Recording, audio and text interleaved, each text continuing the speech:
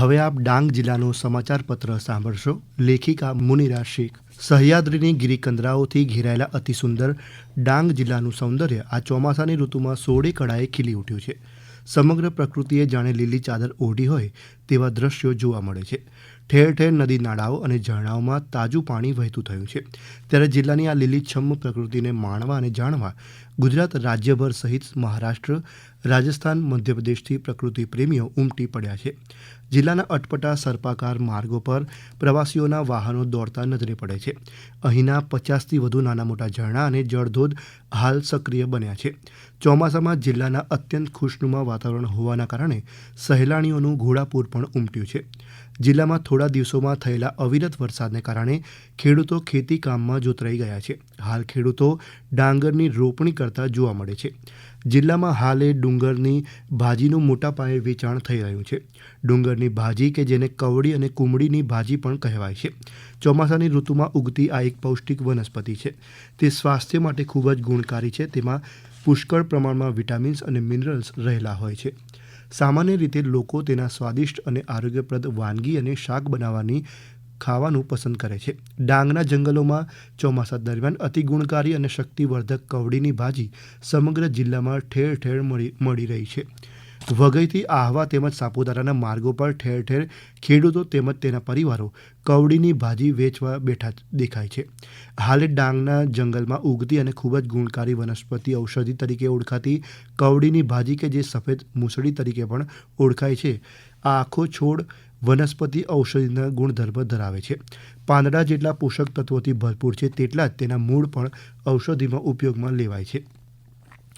જિલ્લાના ભવાડી ગામમાં એવા અનેક ખેડૂતો છે જે આ ડુંગરની ભાજી પોતાના ખેતરમાં ઉગાડી સારી આવક મેળવે છે.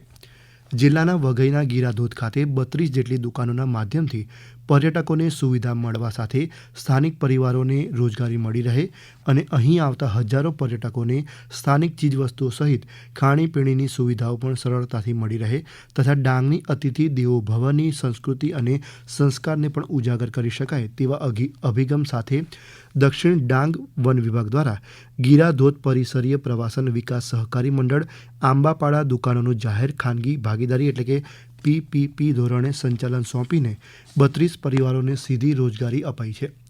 હાલે આ સ્થળે મોટી સંખ્યામાં ગીરાધોધ ખાતે સ્થાનિક વેપારીઓ વાંસની બનાવટનું વેચાણ કરતા કારીગરો, નાહરી કેન્દ્ર પરિવારો પર્યટકો સાથે એકરૂપતા કેળવી તેમના વેપાર ધંધાના વિકાસ અને જિલ્લાના આતિથ્ય સત્કારની ઉચ્ચતમ પરંપરાનો પણ પરિચય કરાવી રહ્યા છે.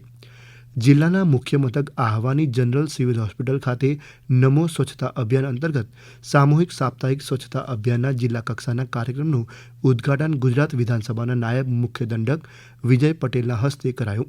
એક સપ્તાહના આ કાર્યક્રમમાં સૌને સ્વચ્છતા જાળવવા અપીલ કરવામાં આવી હતી. આ સાથે જિલ્લાના અંતરિયાળ અને દુર્ગમ વિસ્તાર માટે 2 દ્વિચક્રીય મોબાઈલ આરોગ્ય એકમ અને 1 એમ્બ્યુલન્સનું પણ લોકાર્પણ કરાયું. સ્વચ્છતા અભિયાન અંતર્ગત જનરલ સિવિલ હોસ્પિટલના પ્રાંગણમાં સ્વચ્છતા અભિયાન યોજાઈ ગયું. તેમાં જિલ્લા પંચાયત પ્રમુખ રાજેશ ગામિત, વઘઈ તાલુકા પ્રમુખ અને સુબીર તાલુકા પ્રમુખ સહિત જિલ્લા કલેક્ટર ND પરમાર સહિત હોસ્પિટલના કર્મચારીઓ જોડાયા હતા. પ્રધાનમંત્રી નરેન્દ્ર મોદીના એક પેડ માં કે નામ અભિયાનના ત્રીજા તબક્કા અંતર્ગત જિલ્લા પોલીસ વડા પૂજા યાદવના માર્ગદર્શન હેઠળ આહવા પોલીસ વડા મથક ખાતે પ્રશંસનીય પર્યાવરણીય પહેલ કરવામાં આવી. અહીં પોલીસ કર્મચારીઓ દ્વારા જાપાનીઝ મિયાવાકી પદ્ધતિથી 700થી વધુ વૃક્ષોનું વાવેતર કરીને વનના જતન અને સંવર્ધનનો સરાહનીય સંદેશ અપાયો. હમણાં જ આપ ડાંગ જિલ્લાનો સમાચાર પત્ર સાંભળી રહ્યા હતા, જેના લેખિકા હતા મુનિરા શેખ. આ પ્રસારણ આકાશવાણીના અમદાવાદ વડોદરા કેન્દ્ર પરથી કરવામાં આવ્યું. નમસ્કાર.